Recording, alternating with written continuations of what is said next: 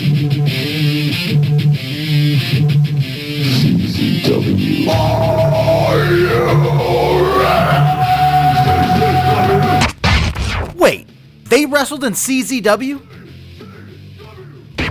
Before Brodie Lee led a brainwashing cult, and before Brodie Lee as Luke Harper joined a brainwashing cult, we saw Brodie Lee making his Combat Zone Wrestling debut in September of 2007. The tag team of Cheech and Cloudy were looking to bring in a little muscle to help establish themselves, and the man they brought in went by the name of Big Rig Brodie Lee. Lee made his debut at Chris Cash's third memorial show, Down with the Sickness, where he teamed with Cheech to take on CZW's head trainer John Dahmer and Chris Cash's old tag team partner GQ. And as you would guess, yes, GQ did get the win on this night after he got the pin on Cheech, but Brodie Lee's big size and appearance piqued the fans' interest. In fact, Brodie Lee would return to CZW the next 8 of 11 months, where the trio really started picking up some momentum. And this trio called themselves the Miracle Ultraviolent Connection.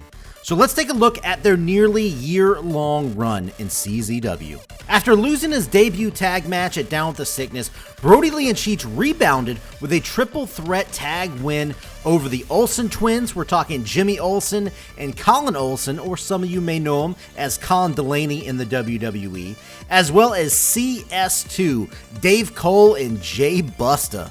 Notoriously in CZW, it's hard to get that fan support early on when you debut, but in only his second match, there were plenty of Brodie Lee chants as well as Brodie's gonna kill you chants, which is all the more impressive. Then the next month, Cheech and Brodie Lee lost to the established tag team of Team Andrew, but it was after the match, which was interesting.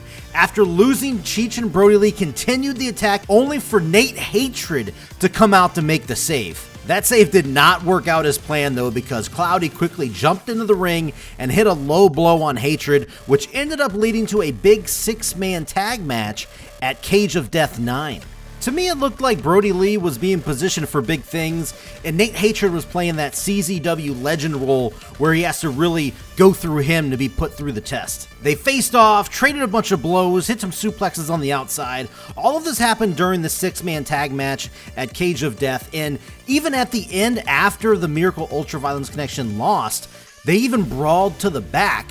But we never got this big one-on-one match. Brodie Lee and Nate Hatred, it looked like it was going to happen, but they pumped the brakes, and this was the end of it. After not appearing for CZW for 3 months, the trio finally did return to take on 2 Girls, 1 Cup. Yes, that is the actual team name of Beef Wellington and Greg Excellent. And the third man on their team was Player Uno, or Evil Uno, as some of you may know him in AEW. And this is just me guessing here. I don't think this would be the last time Brodie Lee and Evil Uno ever worked together, but who knows, I could be wrong. The Miracle Ultraviolent Connection did pick up the win on this show called Winner Takes All, and it would start a 4-month-long feud between all of these guys. And then the very next month, we saw Lee finally dabble in some ultra violence when he took on Greg Excellent in a hardcore match. After these guys brawled through the crowd and Greg Excellent got busted open, we saw Lee finish him off with his trademark big boot, but it was wrapped in barbed wire and it helped get him the win. One of the big wrinkles to this feud was Brodie Lee's infatuation with Greg Excellent's personal trainer, Kylie Pierce, and it all came to a head here on this night when he ended up powerbombing Kylie onto thumbtacks after the match.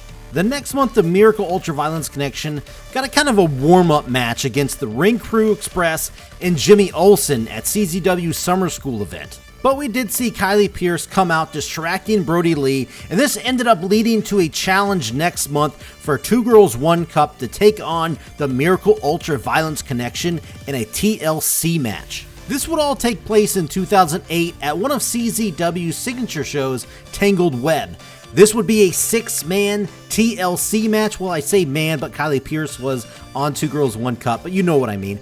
Anyway, this would cap it all off, and there was one stipulation. The winning team got 5 minutes with the other team's bitch. And yes, apparently it was Kylie Pierce who represented the bitch for 2 Girls 1 Cup, but it was Cloudy who represented the bitch for the Miracle Ultraviolent Connection. As expected, this would end up being a pretty brutal match. And when I say brutal, I mean Brodie Lee may have killed Greg Exalted with this chokeslam right here. Watch out! Oh my God! In the end, the Miracle Ultraviolent Connection, guess what? Yes, they suffered another loss, and thus ending Brodie Lee's first run in CZW. And of course, by the way, yes, Cloudy was the bitch, and Beef Wellington got his 5 minutes with him.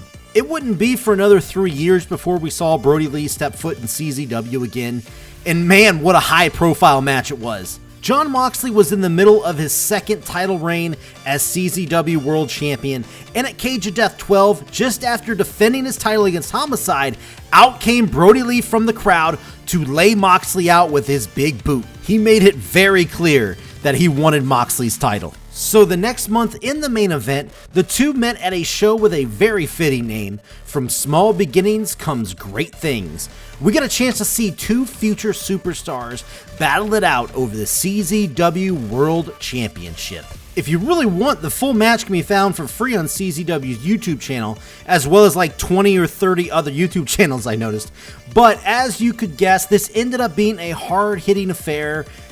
But I have to say it did lack some momentum and it wasn't very well received. Ironically, this was probably Brodie Lee's worst performance in CZW, which is, it's just unfortunate. It all came to an end with this table spot finish where Moxley pinned Brodie Lee, successfully defending his title.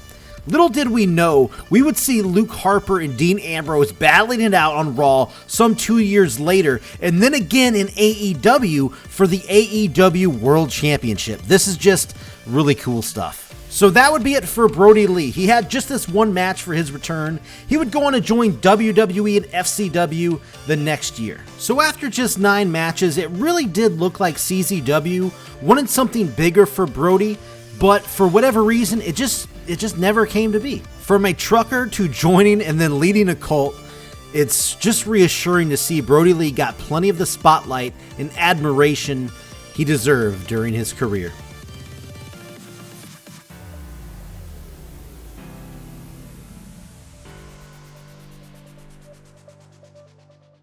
Hey, I really hope you guys just enjoyed the video, and I want you to keep in mind that all the footage you just seen was purchased by me via SmartMarkVideo.com. Guys, don't be a dick, don't be a pirate. Pay the guys that work hard to do what we all love. Thanks.